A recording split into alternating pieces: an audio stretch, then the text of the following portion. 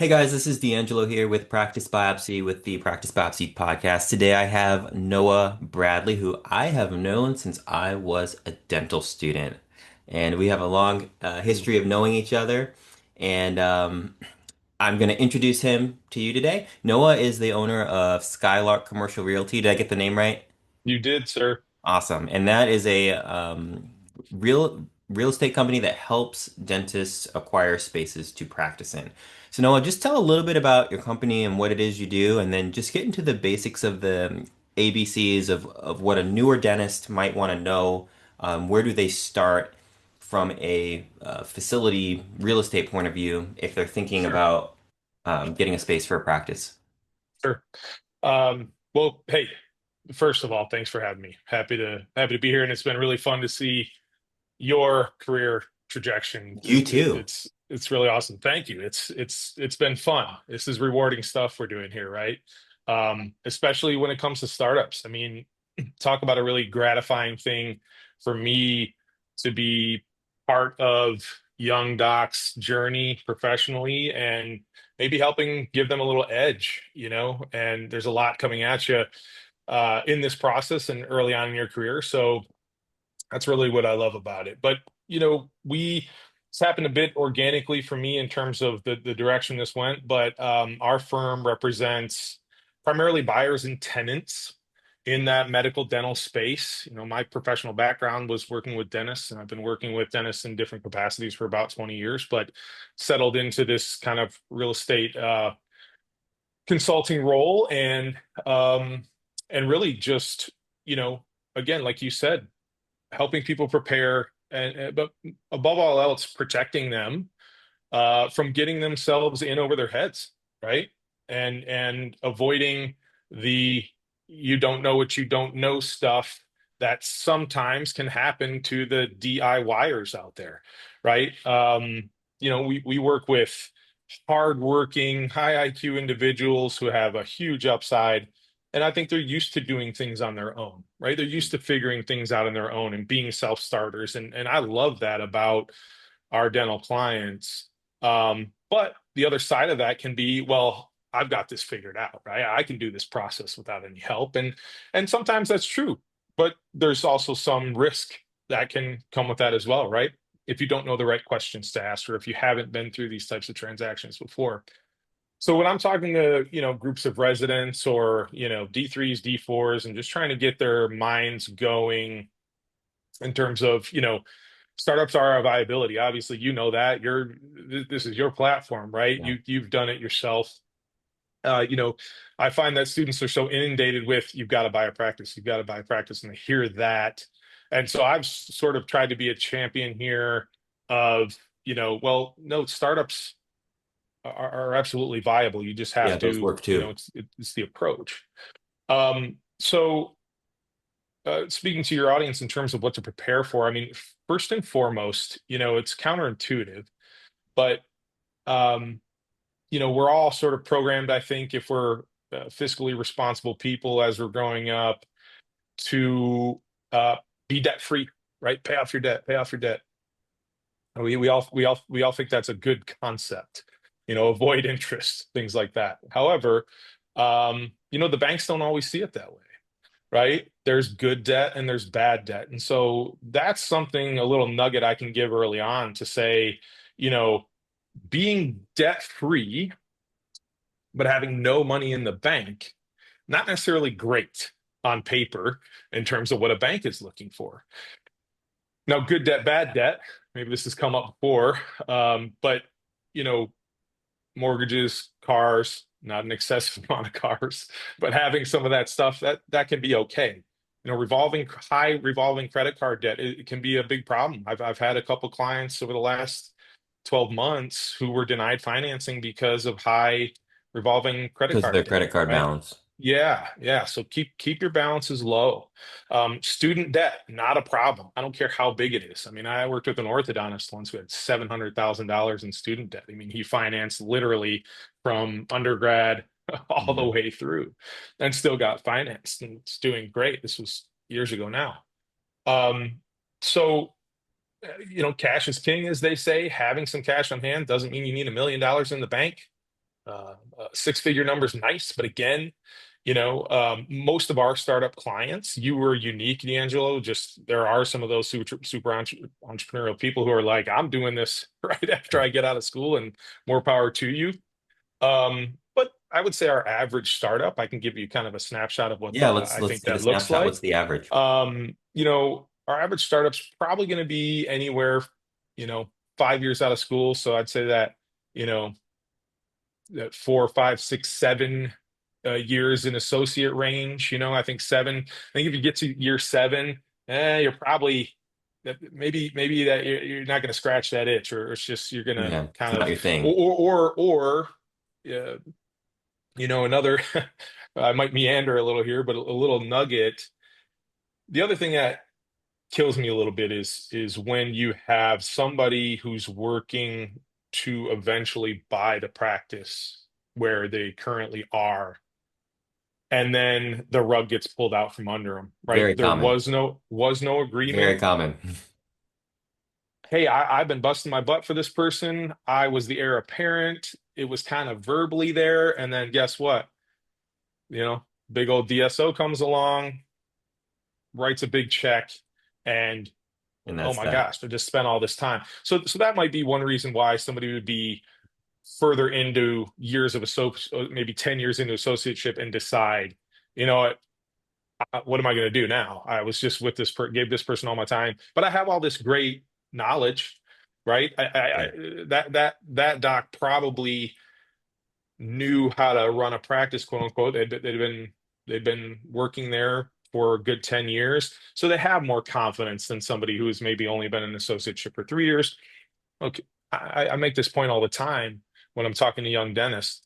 You know, not only do your business skills grow over that first 10 years out of school, but your clinical skills are growing too. You've got all these things, you're just getting sharper and sharper as the years goes on. And so, that first 10 years is a really interesting snapshot in a dentist career in terms of just their growth in so many avenues. And so, you know, um, another sort of big theme and something we talk about often. Um, Look, I'm a huge fan of people owning the real estate. I really want that for my clients. I think it's a wonderful thing. And then there's the personal choice. Some people don't want to for whatever the reason might be. Maybe they just don't want to manage a Yeah, that building. was Maybe that was a they question on my list. Like your point of view for a dentist, buying versus leasing, if given the Mhm. opportunity. So that's a we'll unpack that a little bit because there's different things to consider there. So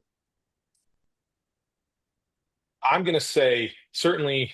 So I've touched about I don't know the exact number, but I know it is over 80 some startup practices in my time doing this. Um, it starts with financing generally. It's just flat out harder to finance a purchase than it is a lease. And I even know bankers who solely work with dental customers, and they're frustrated by that because it does come down to a risk tolerance for these banks.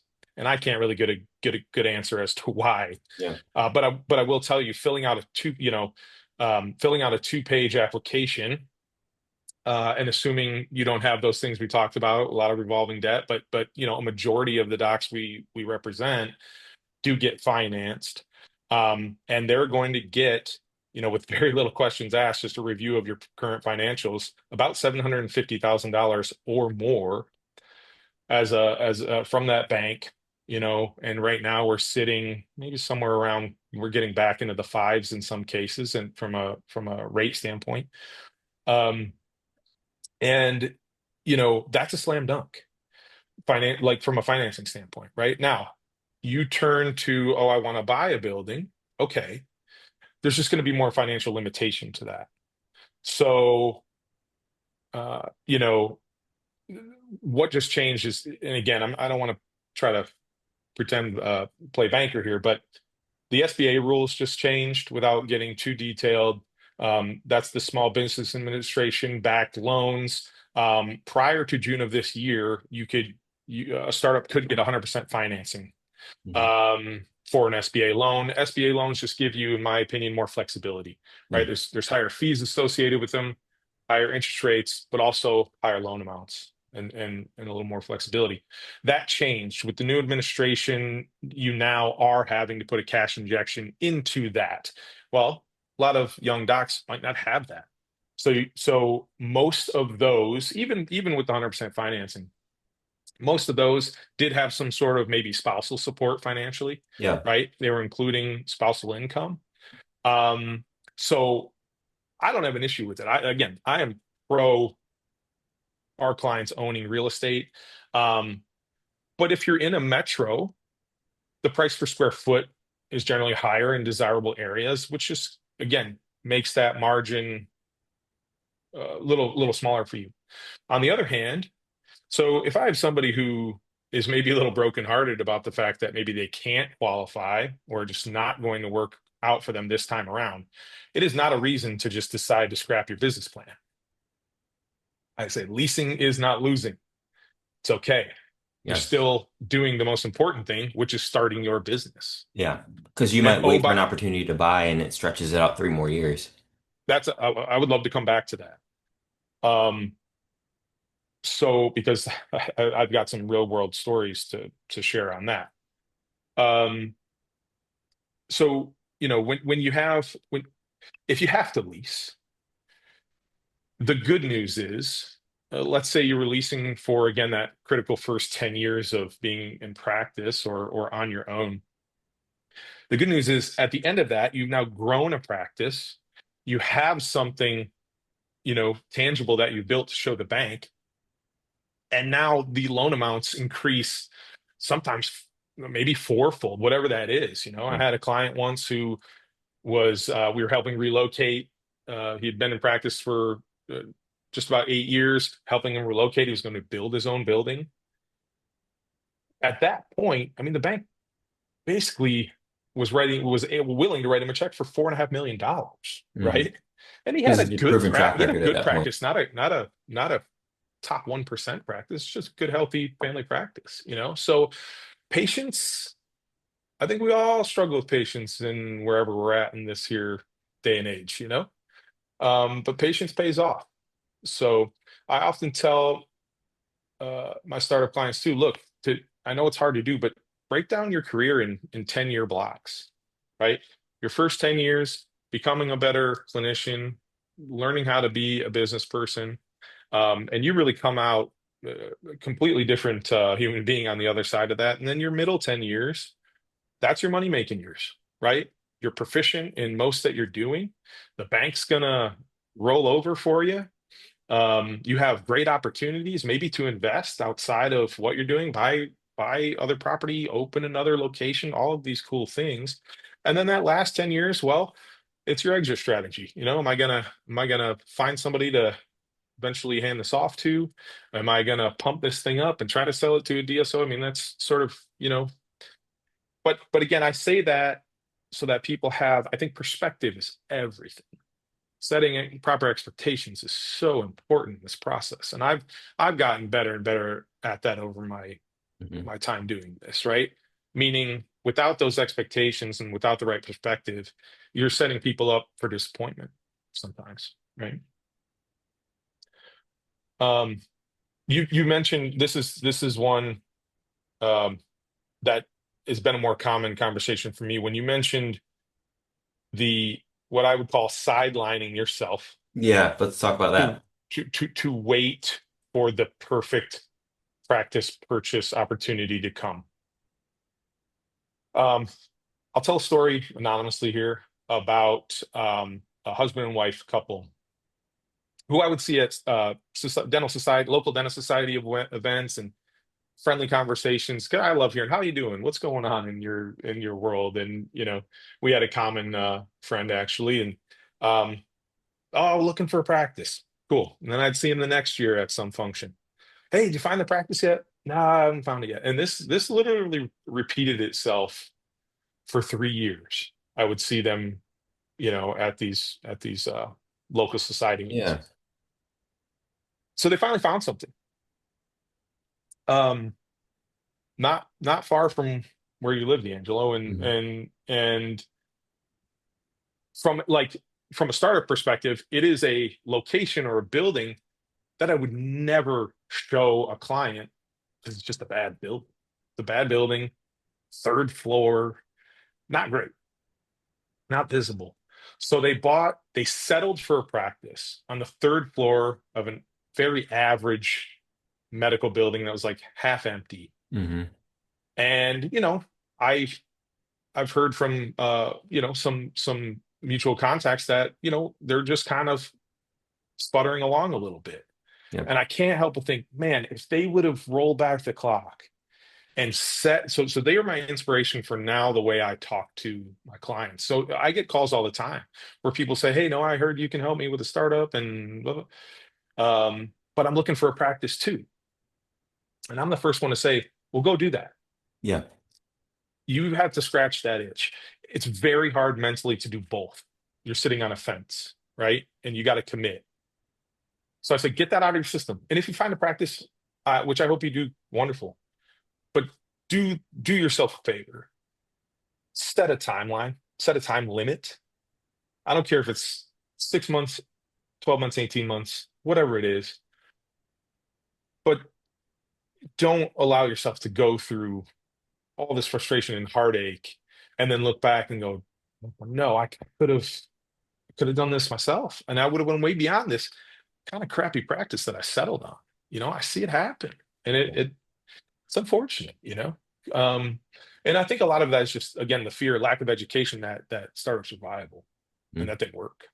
That's really Yeah. what it is. And having people like you to lean on and me takes the anxiety out of the equation, right? Gives them confidence, helps them feel better about making that choice. I like it.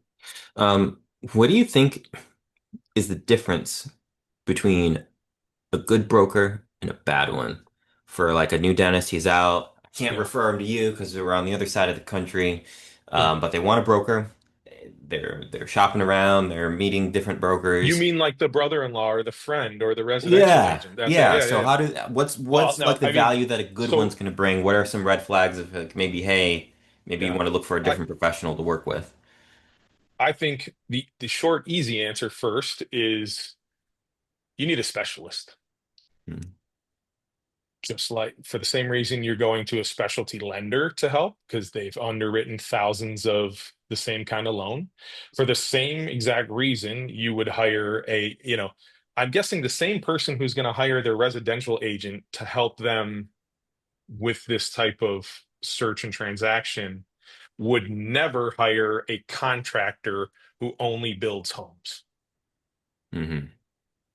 right? They're probably going to Hmm. look for a contractor who's got a resume of building dental offices. Yeah. But for some reason, that doesn't apply when it comes to the real estate. It's simply a matter of experience. How many have you done? There are nuances to this. There are patterns. There are, and I'm not saying somebody couldn't sort of work their way through that, but I think the advantage of having a specialist who's done this over and over and over again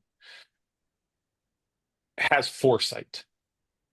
Okay, so for example, you want somebody who not only knows before they've even met you what makes a good dental space, right? What's a quality space look like for a dentist without guessing? But then having knowledge of the technical things like power requirements and heating and cooling requirements and size appropriateness. And oh, by the way, the probably the biggest one is not you might have some really well-intentioned agents. Let's assume, let's hope that's the case, that they do have their client's best interests at heart. But the lack of understanding ultimately is what could hurt them. And what I mean by that is, specialty brokers are going to be, they should be very familiar with what kind of the loan structure looks like for a startup, um, what the guardrails are, right? So I have an idea in my head on each one of these deals of kind of what our thresholds are for where rent should be Hmm. without blowing the thing up. You know, an irresponsible broker could just say, "Here's a great place," and never really give much transparency on the rent or what's a triple net cost or all these things that could maybe be easily hidden. And yeah, you get sort of enchanted by this is a beautiful space. This is really cool. But then they're sort of done. Their job is done. We have to be mindful of the fact that, well, no, it's not just about the real estate. They have to renovate this space, and then they also have to have room left for equipment. Hmm. So we know what those, I call them the buckets you have to fill, right? You have to fill Yeah, you're thinking a step the ahead on that for the yeah, client. you have to fill the build out bucket, the equipment and technology bucket, and the working capital bucket. That's sort of how the bank looks at this. Hmm. And we are very mindful not if we're pouring out of this bucket, we still have to have the same volume of liquid that was in each one, right? It might shift a little bit, but it's things like that. That's where experience matters. Um, and maybe equally as importantly, you have to remember in a do it yourself situation. If you're one of these people who, and in fairness, there's some people who just don't know this type of service exists. I think that's a big part of it, right? That they don't know they have advocates Hmm. in this role in their markets. If you're driving around town, sort of looking for your own real estate, it happens all the time, and you call the number on the side of the building, that brokerage sign, who do you really think that person's working for? Yeah, they're Well, working it's for not the owner, the current owner of the building. 100%. They have a fiduciary responsibility, just as your CPA does, your attorney does, I do to you, to our clients. That means it is their duty. They have a contract that they signed with that person. That's why there's a sign on the building that says they're obligated to put that person's interest first, not yours. Not to say a deal won't get worked out. It happens all the time, dual representation. But um, you really want to make sure you have representation in some capacity. I think that's just a good rule of thumb, right? As a buyer and tenant, you don't owe that person anything, right? They're splitting a commission with the with that um, with that sales agent or leasing agent, right? That money's already committed to the deal and set aside in that contract that was signed, right? So there's really no obligation to having somebody help you. It really isn't, assuming you have someone that comes well recommended and things like that, right? Nice. I love it. No, I like to keep these right about 30 minutes, and that's where we're at today. All right. So That I was want to say quick. thank you for your time. It went You're quick. welcome. I had a great time talking with you, and I know this is really helpful to everyone who's going to listen to it. Great. Thanks for having me, D'Angelo. You got it. Take care.